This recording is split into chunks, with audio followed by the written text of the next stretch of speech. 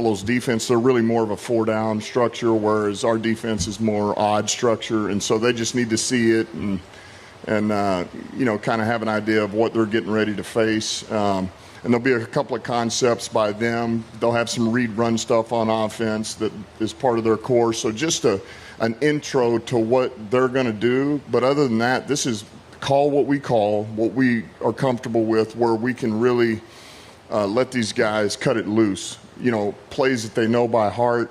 They don't have to think a lot and just see what the player looks like.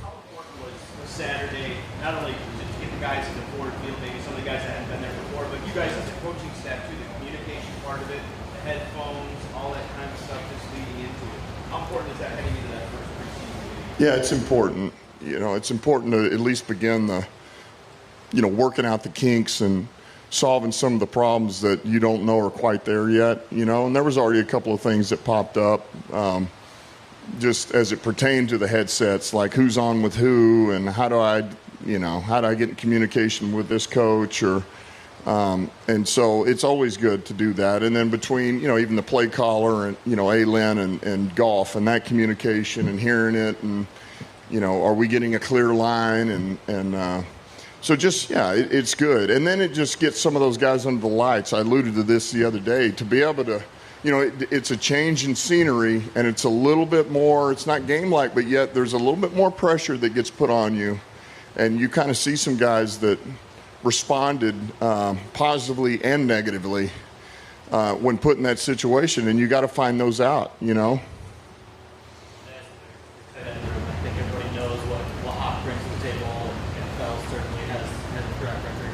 That third spot, you've got a lot of different style tight ends on this roster.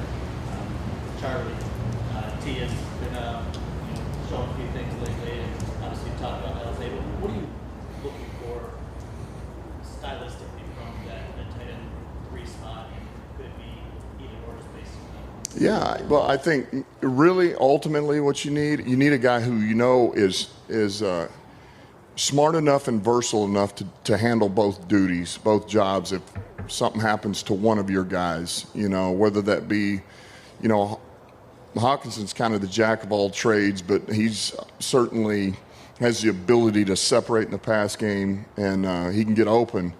And so you lose him, then that next guy is able to do some of those. You piecemeal that with another receiver maybe, you know, but yet he can also handle some things if you lost your blocking Y. He can mix it up a little bit and protect and block the point, but he's got to be smart. I mean, because he does. He's got to be able to handle any spot at any time if something like that happens. So that's ideally kind of where you go.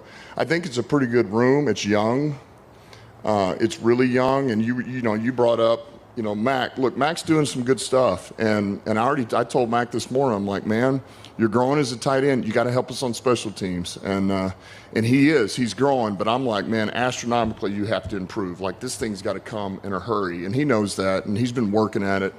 But he brings kind of a skill set to that position that's, you know, it's unique. I mean, he can separate a little bit, and so that's encouraging. And look, Wright's just kind of, you know, he's a young buck, man. He's learning, he's growing, but he's smart and he's like a sponge. He's taking it all in, and so look, he's putting in the work. And Charlie, who's maybe the farthest away, yet he's the rawest too. He really hasn't played. He's young, but man, he's a pretty good athlete. He's pretty crafty and he's tough. Like, I'll be honest with you, we didn't quite know about that. Is this kid going to be tough enough to do some of those things that we're going to ask our tight ends to do? And I tell you what, he's out there. It's been encouraging. He'll mix it up. He needs reps and reps and reps, but he's been pretty good. 2 more guys. Superstitious? I a little bit. You notice that? I do. I'm a knocker. I am. I'm a knocker. Superstitious? Well, just, yeah. I mean, anything like, yeah, a little bit. You know, if it's something that could potentially be seen as bad luck in my eyes, I'm going to knock. Doesn't matter what it is, you know. That's just me. Well, that could come up. That could potentially come up. Maybe the same underwear. You just don't wash it, you know, if you're winning. But, you know, but it's worth it for a win, right? about depth in another spot.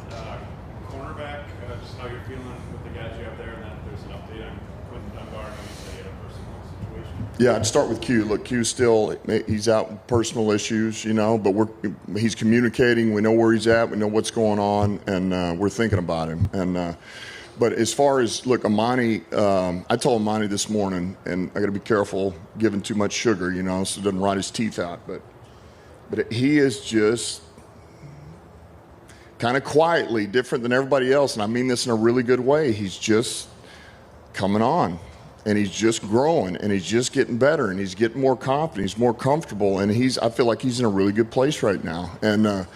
And you see Kuda, the way that he's been practicing has been great. I think Will Harris is just like we talked about the other day. I've not seen any drop off. I see continued growth, which is outstanding. And Tracy, like we talked about, and then that back end. Look, we got some young guys that are battling it out right now. I mean, you got Mike Ford, Jerry Jacobs has opened our eyes a little bit. AJ Parker's opened her eyes at nickel a little bit. So, I mean, and then Iffy, Iffy's another guy that's kind of quietly improving, young rookie. He just kind of goes about his business, and you may not always see it, but what we see is this just a little bit of growth every day, and that's really what you want out of your rookies. It doesn't have to be here, and you don't always expect that, but just to know that you're improving a little bit every day and you don't make the same mistake twice, that's really what you're honing in on, and that's Iffy. I mean, that's what he's doing. So it's a pretty good crew. Okay. See y'all.